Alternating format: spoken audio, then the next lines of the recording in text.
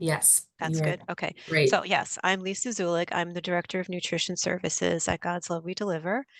And hold on a second. I have to find there we go. So tonight I'm going to speak with you about several things. I'm first going to just do a very brief overview of what God's Love We Deliver is, because I feel like it might be a service that might be helpful to you or your loved ones or your friends or family. We'll look at some nutritional concerns for people who have dementia and general objectives of healthy eating, a little bit of research, um, touching on just main concepts, and then challenges to healthy eating that happen when someone has dementia, and then how we can adapt to meet those challenges um, successfully. So, a little bit about God's Love We Deliver. God's Love We Deliver. We, as Rochelle mentioned, we are a medically tailored meal program for people living with serious illnesses throughout the New York metropolitan area and even further now. We're moving into upstate New York and things like that. Our mission is to improve the health and well-being of people living with serious illnesses by alleviating hunger and malnutrition. So at God's Love, we prepare and deliver high quality, nutritious meals to people who can't do that for themselves. We also provide nutrition education, and that's what my team does here, and counseling to clients, their families, caregivers, and other organizations. We are a non-sectarian, nonprofit organization, and we've been around since 1985.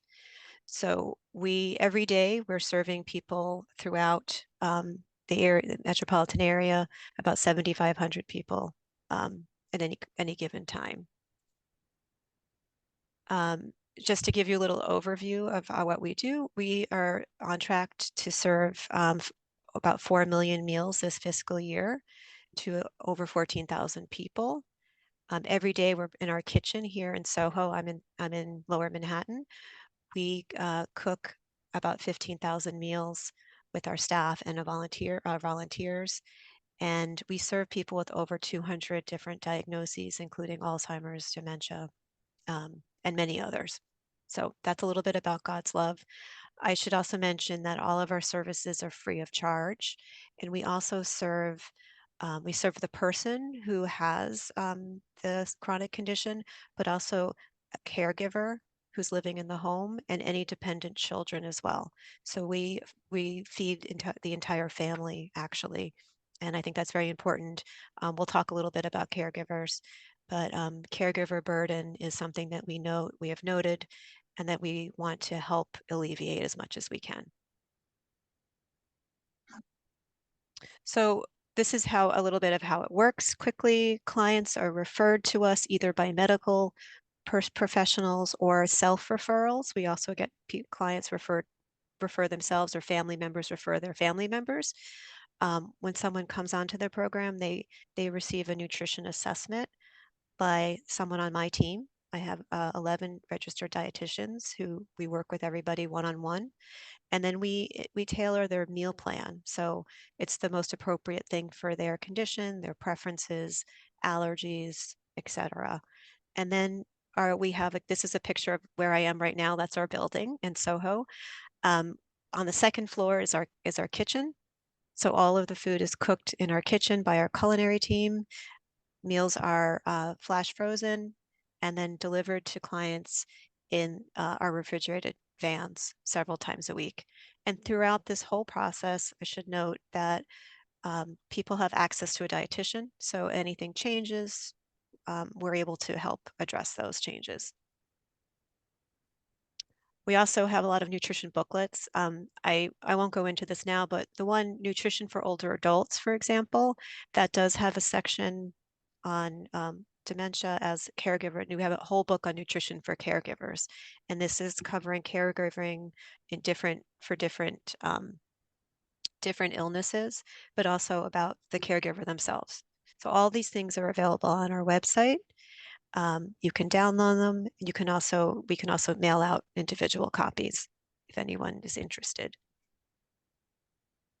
Okay, so let's get into the main part of the presentation. Um, there's many benefits of good nutrition, and I should say this is for everyone, but for people who have dementia, there's some important things to keep in mind. Um, one of the things that is very common is that people have weight loss that's unintentional or unplanned. One thing that I always recommend is that if you are caring for someone with dementia, that you make sure that you're weighing them on a regular basis, um, getting their weight and monitoring the weight from the onset of the illness throughout their illness, so then you can really be on top of any changes. Changes in weight loss can be they can be subtle, and then all of a sudden it can be, oh, it's 10 pounds, 14 pounds, etc. There is an association of between weight loss and increased frailty. So losing weight unintentionally, one becomes more frail. They could become more dependent for mobility. So monitoring weight is very important from at regular intervals, whether you do it at home and also when you're visiting your provider. Good nutrition, in addition, helps person maintain their daily activities as much as possible. It gives you strength and stamina, which decreases frailty, and less strength increases risk of falling. And also, if you're malnourished or not in good nutritional health, you have an increased risk of infection as well, and skin breakdown. And those are all things to think about, depending on someone. If someone is less mobile, they may be um, lying in bed or in a chair. There may be some risk of skin breakdown. So maintaining good nutrition helps to prevent that as much as possible. Um, some things uh, that happen throughout dementia is that people may experience changes in appetite and sense of smell. Um, I should also note that changes in your senses happen as we age normally. So it's a normal thing during the aging process. However, this it's apparent in people with dementia. Decreasing sense of smell, for example, it can be dangerous. Someone may not be able to notice that food is spoiled or burnt. So that's an issue. And then also decrease in appetite, again, can lead to unintentional weight loss. The safety issues, um, like mentioned about the sense of smell, um, sporadic eating patterns, weight fluctuations, these are things that are all common. And it has been seen there is a normal, or not normal, but a usual progressive slow weight loss in people living with dementia. So again, making sure you're monitoring weight and trying to help the person maintain weight as much as possible is really important. um, we'll talk about that in a little bit, but all these safety issues, can also be things like, not recognizing that a non-food item is thinking it's edible by mistake, things like that. So I actually want to mention about weight fluctuations. One thing to keep in mind, if weight loss is occurring and you notice that it's occurring, one thing to monitor is the person's oral cavity, to rule out any mouth sores or anything that might be painful. It could be ill-fitting dentures also, or missing or loose teeth that could cause someone to eat less. And they may not be able to verbalize that, so making sure you're looking at the whole mouth cavity. Okay. Okay, so some objectives of healthy eating, and this again is really for everyone, but for people with dementia, providing well-balanced meals and snacks as best you can to meet the person's personal preferences and other medical conditions that they may have, while maintaining adequate hydration. So personal preferences also change over time, so that's something to keep in mind. But Also, I would think the first thing to think about is if they have any other medical conditions that require some kind of uh, modified diet. So, for example, this could be someone who has diabetes or hypertension or renal failure. Those are all medical conditions that have different types of nutritional needs. So, keeping those in mind on top of providing well-balanced meals, according to their medical needs and conditions as well. Um, Hydration is also something that I think is often it's very important and sometimes overlooked. Um, Hydration and the sense of thirst also is diminished as we get older. And so again, this is something to really keep on top of, and we'll talk about that in a little bit. But overall, providing fluids on a regular routine basis, um, making sure someone's drinking every 2 hours. I have a picture in a later slide of a clear, like it's not a glass. It's not made out of glass, but it's plastic. It's a drink, a cup that someone can drink out of, and having a clear glass, you can fill it up, to a certain point, and even if you're across the room, you can see if the person's drinking or not by just glancing over at them. So you don't have to keep you just need to look. Basically, it's very easy, but keeping on top of hydration is very important because hydration, if you're dehydrated, it can mimic, symptoms of dementia, being confused, feeling sluggish, not having a lot of energy. So if you're concerned about the hydration level, there's ways you can monitor it. One of the easy ways to do that is looking at the color of someone's urine. If the urine output, first of all, and the color. So the color of urine if someone is well hydrated, is kind of like a lemonade color. And if it's very like apple juice, very concentrated, that's a sign of dehydration. So keeping on top of that. Um, just to note that some vitamins, B vitamins especially, can discolor urine and make it kind of like a fluorescent color. So just keeping that in mind, that might be because of the medication or vitamins that they're taking. But in general, you want to look at the color of the urine. That's a good way. You can also look at the membranes or their skin and pinch their skin and see if it bounces back or not. Anyway, that's hydration, very important, especially as we enter the summer months. People are sweating a lot, even indoors.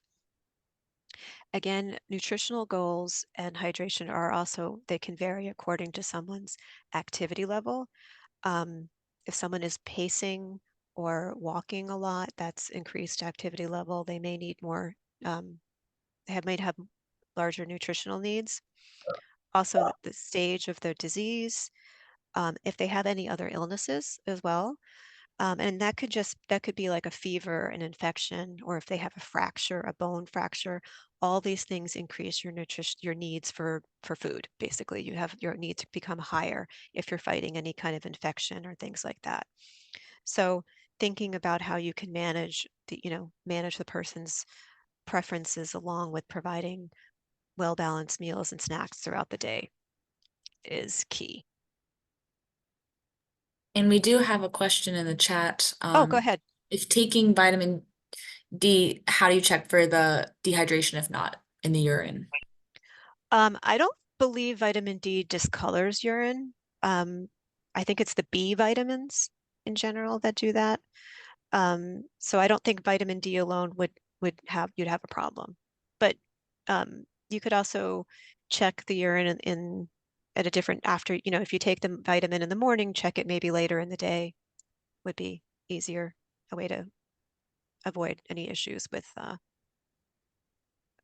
competing, like with the vitamins. Thank you. I think Sure. that So I'm gonna talk a little bit about some foods that have been found to be health support brain health. This is, the studies that have been done with PUFAs and MUFAs. PUFAs are polyunsaturated fats, and MUFAs are monounsaturated fats. And most of the research that I have seen has been about reducing rates of cognitive decline. So this is PUFAs are things like are found in fish. So this is fatty fish like salmon, mackerel, sardines, trout, and oysters. Those are good examples, and those are brain supportive as far as slowing rate of cognitive decline, and lowering risk of development of Alzheimer's disease. Um, there is there's I mean, these are looking at people who are eating fish at least once a week. And again, some of these studies are been done in people, not people who have dementia already, but it's like slowing decline with, excuse me, slowing um, cognitive impairment over time. And then the same with monounsaturated fats. And these are things that are found in canola oil, olive oil, nuts, and avocado. Those are really good sources of those foods. Um, these are all foods that are anti-inflammatory. You may have heard of that term before. And these are all they support many different processes in the body, including your brain health and lowering risk of different diseases as well. So we'll talk a little bit about those in a minute. But there's some, I think dietary patterns that have been studied with people who who have cognitive decline, and some of the patterns are called the Mediterranean pattern, the DASH diet, which is the dietary approach to stop hypertension, and then I think this one is called the MIND, and this is sort of a combination of um, of the Mediterranean meal plan and the DASH diet. And we're going to talk a little bit about that because I think that's really it's an interesting it's an interesting pattern because it looks at categories of foods that are considered to be brain healthy and some that are unhealthy, and it's an emphasis again on plant-based foods, leafy greens, vegetables, and foods that have a higher score, which I'll show you in a second, are associated with slower rates of cognitive decline. And these are all, um, I will show you just a sec. Each of these foods have been given a score. So the ones on the left are considered to be these healthy brain foods. And these are green leafy vegetables, all vegetables really, berries, nuts, beans, whole grains, seafood, olive oil, wine. I think this is part of the Mediterranean eating plan is having red wine, but not necessarily needs to be part of it, of course, and poultry. And you can see that they've categorized things that are unhealthy, and these are like red meat, butter, cheese, sweets and pastries, and fried foods. Um, these are foods that are inflammatory. So the ones on the left are considered to be anti-inflammatory, and the ones on the right are inflammatory. So it's generally recommended to have an emphasis on the foods on the left that are supportive of anti-inflammatory rather, and supportive of brain health. So thinking of like um, vegetables, whole grains, seafood, like I mentioned, the fish as well. The MIND diet has been associated with both higher cognition and lower rates of cognitive decline. Um, it's still being studied now. This is like an ongoing, um, an ongoing study, but I thought this was interesting to look at, like the foods basically to foods that should be eaten more regularly to support brain health, according to, your preferences, of course. I think just the key points of all of the stuff that I've read about this is really plant-based, more plant-based whole foods, colorful fruits and vegetables, whatever you like is good. Having fish every week is also recommended. Limiting saturated fats, and those are fats that are found in animal foods, like beef and like the skin on the chicken and things like that, and trans fat. Trans fat isn't really something that it exists in nature in very small amounts, but it's basically found in foods that are highly processed, like processed pastries and things like that in the stores, in the store, not like in New York City, trans fats have been illegal for a long time, but you can find it in like baked goods, basically. So avoiding those things as much as possible, and then eating animal fats, whatever eating animal proteins, whatever you like, but in moderation. I think those are the key points to an overall healthy, brain healthy, supportive diet. But is there a question? I'm sorry. I thought I heard something. Oh, No, no, I no, think you're still good. No I'm questions still yet. good. Okay. Okay. But if you guys have questions, welcome to put them Yeah. in the chat. So, I say all this, like these are, wonderful foods to consume more of and things to keep in mind. But then, there's also a lot of challenges. And I want to I want to be recognize that first and foremost. There's a lot of challenges to meeting the nutritional needs to someone, who you're caring for. Um, there's many obstacles. I think there's, you know, changes in nutritional and feeding behaviors. And some of these things are physical changes. I mentioned like a reduced senses of taste and smell, decreased appetite, poor dentition with the loose or missing teeth, maybe mouth sores. And there's also neuropsychiatric disorders, memory loss, disorientation, um, mood disorders, indifference. I think there's also, people lose the understanding of food and the procedures on how to eat and things like that, and that makes it very challenging. And then there's also changes in autonomy and habits. So, someone who can no longer prepare foods for themselves, maybe I can't, they need someone to assist them with eating, et cetera. Those are all big changes. And dietary habits, this could be, eating at a different time than you're used to. I think this is especially for someone who's living in a long-term care setting, perhaps. There may be times where, depending on the facility, of course, but there may be times when it's a meal time and this is when it's expected to eat and not at another time, and that might not like jive with the person. They may not be used to that. So there's all these things to sort of take to get into consideration. Things that you can do to help the meal environment and enhance it is to really make make um, the meals person-centered rather than task-centered as much as you can. So providing the time that's needed to eat.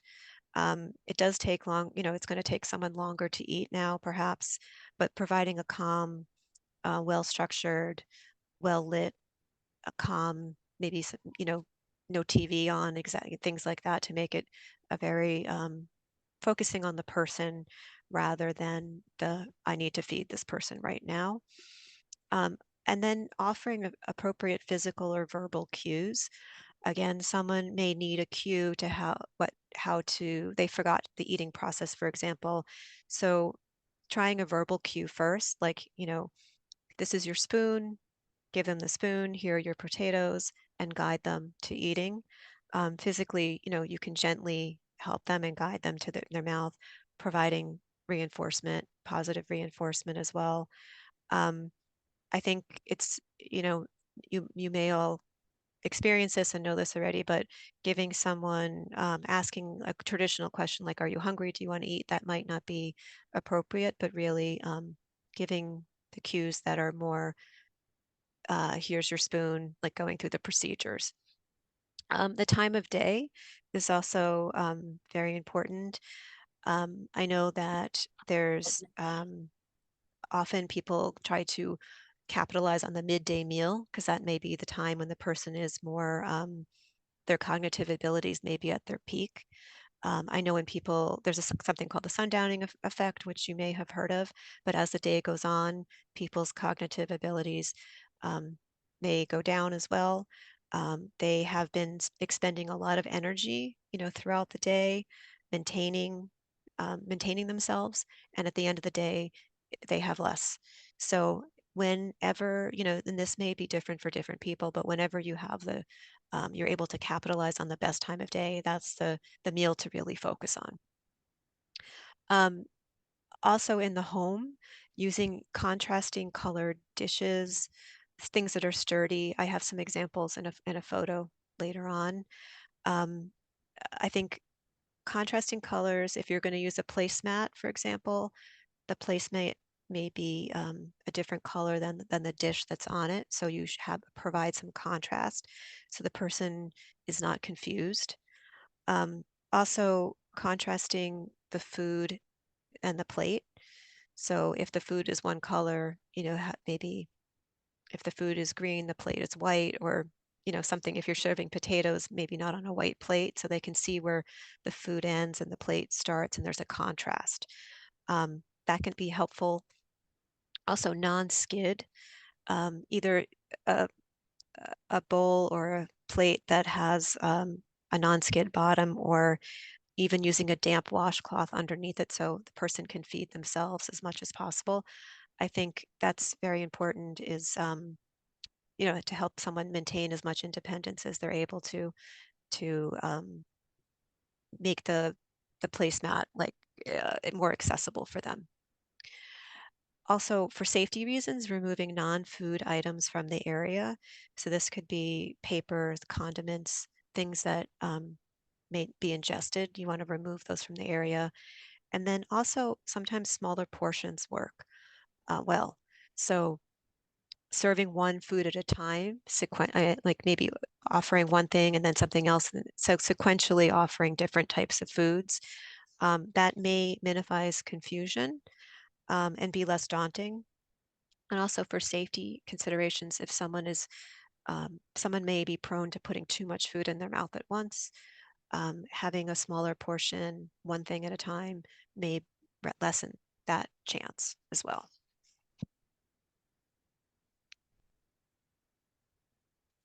Okay. Oh, I just said that, narrowing food choices. Um, so that's also, like I said, offering things sequentially. That's a change or an adaptation that you could try to see if it helps to avoid confusion. And then also just smaller, more nutrient dense portions and snacks. So um, offering snacks to supplement your meals will also help relieve stress. That if you're, feeling stressed that you're not able to feed the person as much as possible during this meal, or the person's not able to get in as many calories as you think that they need, offering snacks throughout the day can help kind of alleviate that stress and have them have food throughout the day. Um, you can also make foods more nutritionally dense. And this means basically to add more calories, fat, protein to something already. One way that you could do this if you're making, like if someone wants a milkshake, if they like milkshakes and they're able to drink that, um, you can add dry, I'm sorry, I'm losing the name of it, dry milk powder, sorry, to milk. Even with milk, if someone likes to drink milk, that's, a glass of milk, 8 grams of protein, about 80 to 100 calories. That's great. You can also add dry milk powder to it and dissolve it in it. It's basically double the strength. So you can give them double the calories, double the protein, more calcium, all things that are needed without increasing the volume of the food. I think that's key, especially if appetites are diminished. You want to increase the density of what you're giving them, but not the volume. Some people also do this with like adding ground peanut butter powder, or ground flax seeds. You could add oils to foods as well, add olive oil or canola oil or things like that. Those help increase the calories as well. Um, Smaller meals as well, for another reason, sometimes people forget, on the opposite, people may forget that they have just had a meal and want to eat again. But they may be on the other end of this spectrum where they're not losing weight. They might be, you feel like they're eating maybe too much. You can divide the meals into smaller smaller portions, and then they can eat throughout the day, and that pattern might suit them better. And that's honoring food preferences also. That's something um, that I've seen with food preferences change over time. So I have heard that people with Alzheimer's disease, for example, seek out sweet foods more than they used to. They never used to like that. So this is a new thing. Um, that may change. And also, you may need oral supplements if you can also make them at home. I think, like I said, using protein like powders or dry milk powder, you can make like a double strength milk or add different things to make your own kind of smoothies at home. But there are oral supplements that you can purchase as well out there to help. Um, if that's what they prefer, if they will drink that, that's something to try as well. Um, Other ways you can adapt the meal content to increase intake. One is finger foods. This is small cut up things like a cut up sandwich, maybe a bar or a cookie. Um, I've seen French toast cut into sticks, things like that. Things that can no utensils are needed basically. If someone can no longer cope or use utensils, finger foods are a great option. It maximizes their independence.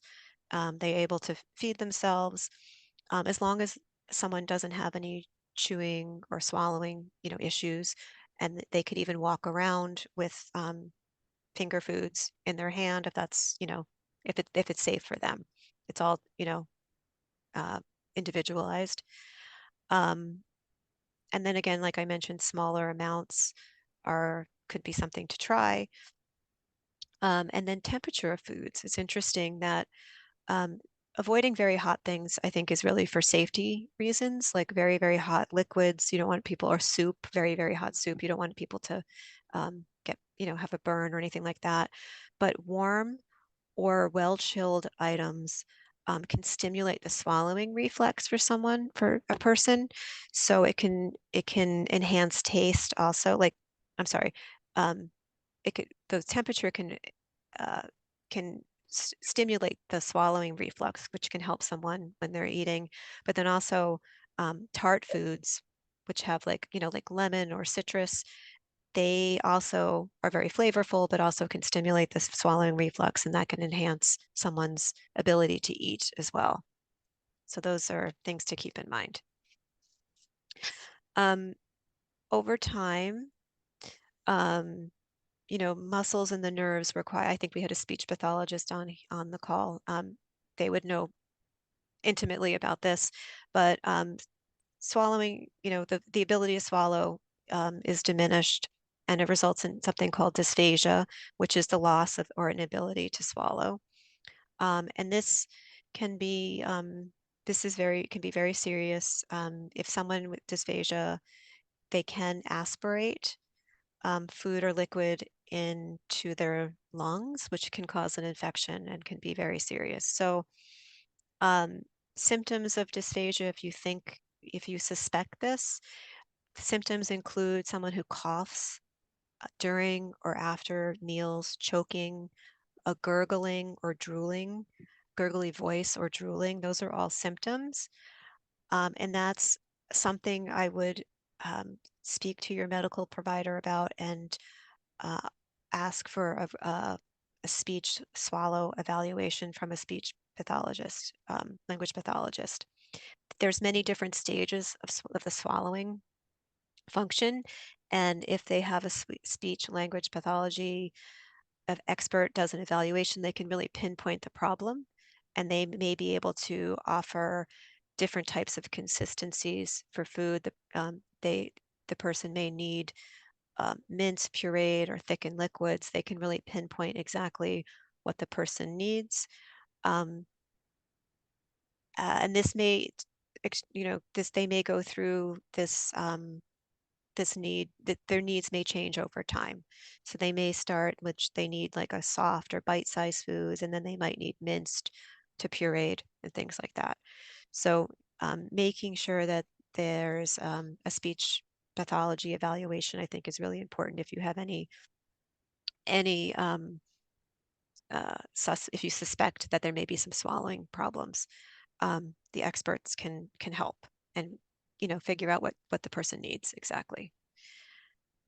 At God's Love, I just mentioned at God's Love, we do have a minced and pureed plan. So we're able to work with someone as their disease progresses, which I think is great. Okay, so adapting the content and now altering the presentation. This is another way to maximize independence. I think, I think I mentioned as dementia progresses, the ability to remember how to eat, those skills are lost over time. So the person may use fewer utensils. I think that, my suggestion or recommendation is to really um, remove things only when they're unsafe. So if someone can't use a knife or fork, perhaps they can use a spoon. And then maybe they can use their hands. And so that's all, all things to maximize someone's independence as much as possible. Really only removing things when a person is confused by them or they're not safe. Um, I would just, recommend not doing it prematurely because you want to promote independence, also not to increase the caregiver burden for feeding, if you can wait to do that as much as possible. So we talked about finger foods. Also, other things to try are mugs for soup. So someone might not be able to use a bowl, perhaps, but maybe they could use a mug and eat the soup that way. That's all fine. Um, I mentioned nutrient dense foods before. Um, Maybe they could drink with a straw, different things. And then there's also like different feeding techniques, which I think I learned about more from CaringKind, from your trainers, about how how you can guide someone hand over hand technique to help them eat, but they're still doing it themselves as well. So I think that's a nice way to make it a person-centered meal and to provide exactly, you know, provide the assistance, the amount that's needed, really, and not to take over when it's not necessary. And I also mentioned contrasting colors. I think that's important to make sure that the plate and the food is recognizable as much as possible. Okay, so here's some things. I found these on the internet. These are adaptive equipment. Some of these are, things like these are, I think, Good Grips makes these on the bottom here with the big handle, and those are good for, people who need a larger grip. But you can see that someone very made a, do it themselves version of that with curlers, hair curlers. So I thought that was really clever. Um, Toothbrush, fork. So you can make your own adaptive equipment if you are so inclined. But then there's also things like on the right, the spoon that attaches to the hand. This is ideal for someone who has tremors and have poor hand control. This would be a great thing. There's different types of adaptive equipment uh, that you can find and purchase, and I have a picture on the next slide, I think. Yes. So these are some examples. I have these two websites here that these can be, I mean, there's maybe other places as well, but these are two that I know of that do have adaptive equipment, different types of things. The first is a scooper bowl. You can see it has a high rim and it aids someone can scoop with their utensil into the side of the bowl to help them get the food onto the utensil. And this can be helpful as well. And it also has the one in the middle is another dish. It also has a suction base. You can see it, so it's non-skid. They're not going to push it down the table. It's suction base on, and it also has a scooper, um, a guard, so the food stays in, hopefully, and on the spoon or the fork. These are the cups are I think they're called nosy cups. So this is like, so if someone has limited ability to swallow, you don't have to navigate your nose. Basically, it goes around the nose. It's easier to drink. And I really like this, the mug on the right, the tumbler. It has not a tumbler, it's like a mug. It has handles and a spout. So this is something someone could hold it with two hands. It's not going to spill. There's a cover. There's a spout. It's easy to drink from, and also it's clear. So, like I talked about earlier, you can be, your loved one could be sitting in a room doing something, watching TV, whatever they're doing. They could have their water or their beverage by their side, and you could be on the other side of the room monitoring very easily if it's a clear glass thing. Um, these are, I think, all um, available at these websites, but there may be, again, CaringKind might have more resources that I don't know about, but they're very, I think, really super useful and helps someone, maintain the amount of food that they're to be able to take in and also maintain independence as much as possible, which I think is very important as well. Okay, I have, I think that's it. I have some references and that's my um, email as well. Thank I you. I can put it in the chat or I can just let me I'll stop the share and I can answer any questions. Yes, and I got some in the chat that I have for you. Okay, great. Thank you so much for that. I think that was so informative, just not only talking about the verbal cues, but also how you can make adaptive equipment useful. So it's just hitting all the bases with how how to address some of the challenges. And so Yeah. one one question I got was when you were talking about oral supplements, were you talking about Ensure or what kind of oral Yeah. supplements? Yeah. So there's different kinds. There's like that's a brand that a lot of people know. Um I'm not promoting, using Ensure oral supplements. Not that brand, but there's different kinds that you can get in you can get them in the pharmacy, you can get them at Whole Foods, you can get them at different stores. There's also like protein drinks also, some of the that could be you could find them in a supermarket as well. You don't need a prescription. I think for people who are not taking in enough by eating, and they're able to drink and they like it. It's a great way to get calories and protein in, so they're not losing weight. Got it. No, thank you. And on the question that, so I know you mentioned that sometimes there's the opposite where there's weight gain and there people are with dementia are going more towards wanting sweets more often. And Mm-hmm. so what what do you do if the person is rejecting like the proper food that you say and only wants the candy? Is that what do you do in those case Yeah, scenarios? that's really hard. I recognize that's very hard. Sometimes I've suggested things like like fruit. Someone gave me a suggestion once that I've tried and it's I've tried it myself. It's very good. Freezing grapes. Mm. If grapes are safe for the person to eat, first of all, sometimes they're not safe because they can choke. But if they are safe, you can freeze grapes and they're like very sweet when they come out of the freezer and they are kind of like a little treat. Um, Something like that could be, like a treat. There's no popsicles. Um, Someone had to put it how to get someone to drink more liquids. Um, like in the summer, like ices, popsicles. There's also food, a lot of foods besides ices and popsicles, which are delicious, but there's a lot of foods that have a lot of water in them. Like you think of like watermelon, cucumbers, those kind of foods. If she doesn't want to drink, blueberries frozen are great. Yeah, someone wrote that. Soups, cold soups, hot soups. Um, if someone doesn't want to drink like water or tea or whatever it is, but thinking about foods that have a high water content is helpful to keep people hydrated at least. Mm.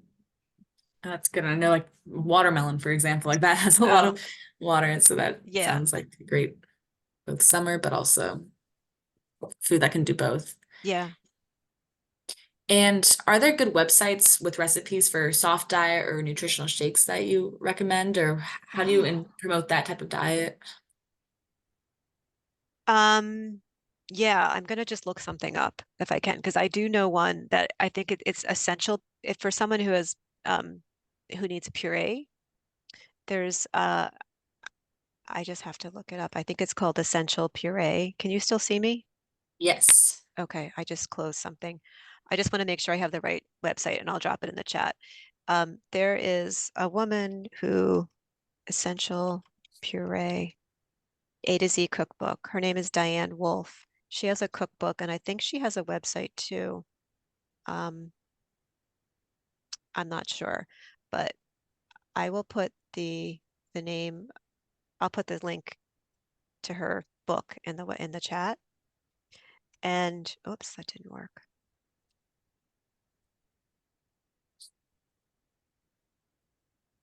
Sorry. She wrote a cookbook called Essential Puree, and it's 67 delicious recipes for the dysphagia diet and soft food diet. And I think it's great. It's a great book. Mm, And she has other things too. Um, it's available on Amazon. Um, it's a long link, I'm sorry. But I think and she has a recipe for a cake that's an icebox cake, but it's pureed and it's like in layers of flavor. And I've tried that and it's great. It's really excellent if you want like, someone who might like icebox cake that might be something that's a nice thing to make. There's lots of things in there that are really nice to make.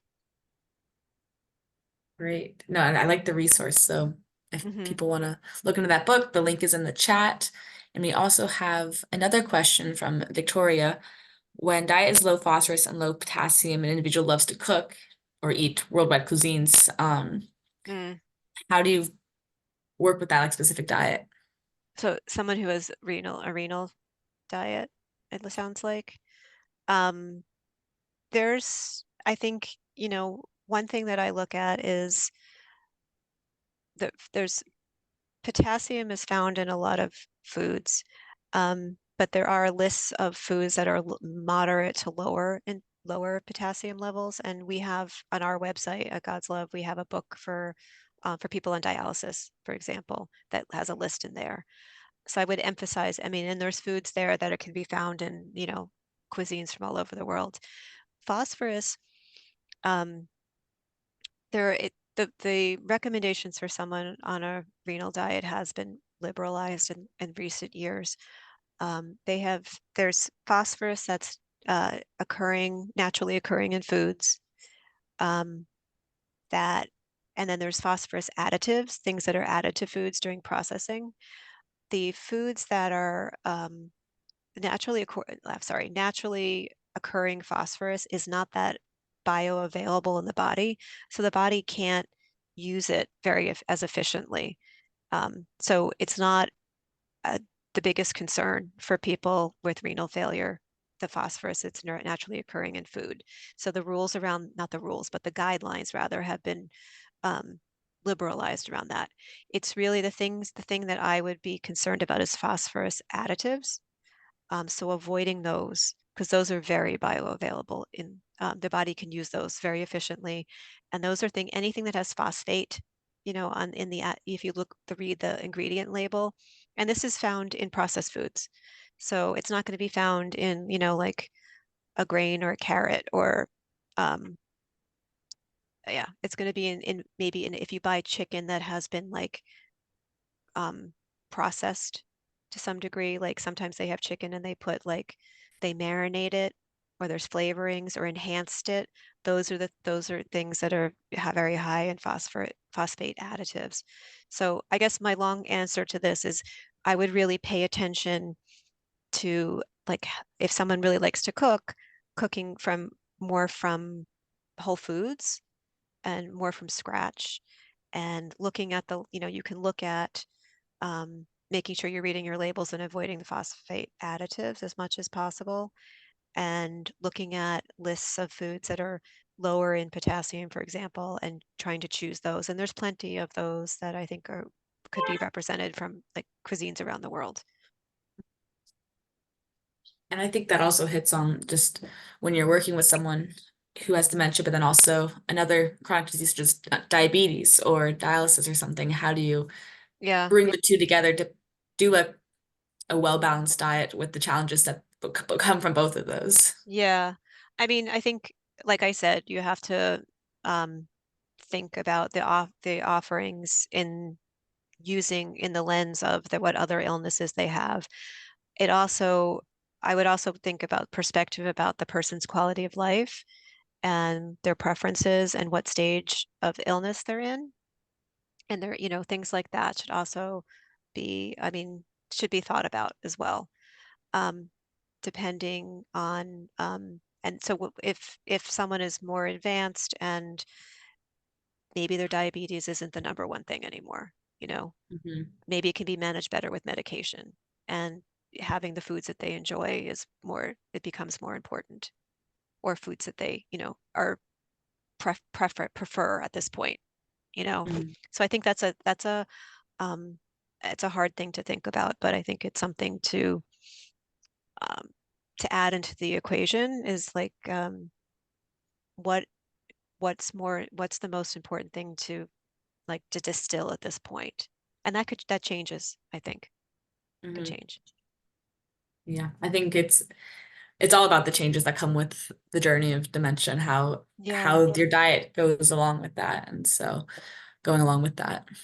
Hmm. And kind of similar to the sweets thing, that how do you incorporate an old habit such as someone who used to eat well, but now only wants to eat the the pizza and the sweet pastries, might see it in the chat. Oh, I didn't see that. No, I didn't see that one. Um, And that might go back to what you're saying with in moderation, then you yeah, choose. yeah. I mean, I don't think I like, all those things are good things to have.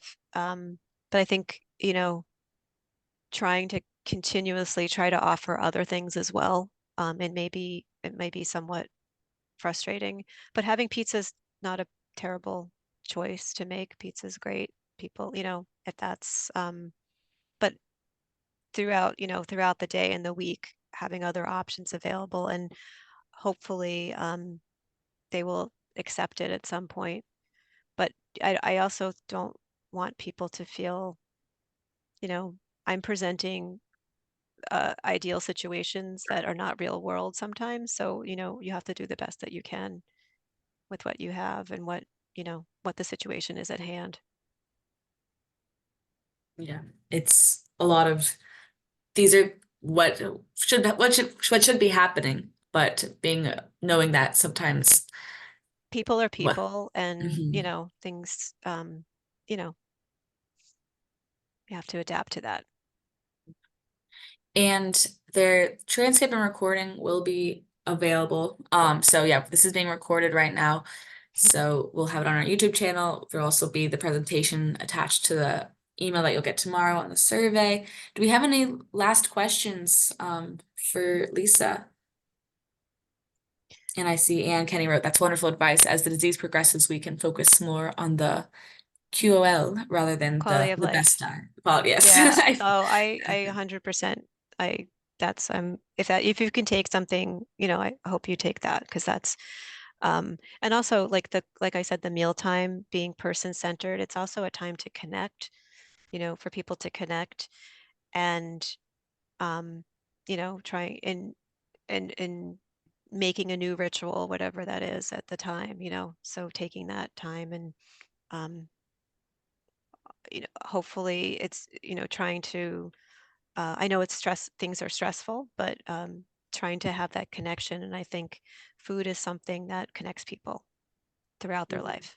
So, Yeah, I think in you kind of presented that where it is the person-centered meals, where it's whether it's the verbal cues of saying it, maybe with one of their five five love languages with the verbal cue. Okay, now let's if it's others like physical touch on their shoulder, saying, okay, we're gonna eat this. Um, broccoli now, or if it's the way you say you phrase what you want next out of the Mhm. meal to the meal itself, it Yeah, all works out. yeah. Okay. Any last questions for Lisa? Okay. Okay, well, If thank you. not, yeah, I just want thank to you say so much, thank you for Lisa. having me. It was nice to be here. Could I ask you a Yes. question about something? I was just wondering, how does someone go about looking for a nutritionist just to give like a little bit more structure to individualized needs? Because everybody's so different, you know what I mean? When it comes to all this, because I've been Yeah, reading books upon books upon books about do this, do that, don't do this, do the keto diet, and it's just so overwhelming to me. But I know I have in my head what's good and what's not good, but it could be very overwhelming. yeah, it can be. Well, there's some hospitals or doctors' offices have dietitians or can refer you to a dietitian. At God's Love, we have a team of dietitians, so anyone who's a client here gets free access to us um, on demand, really.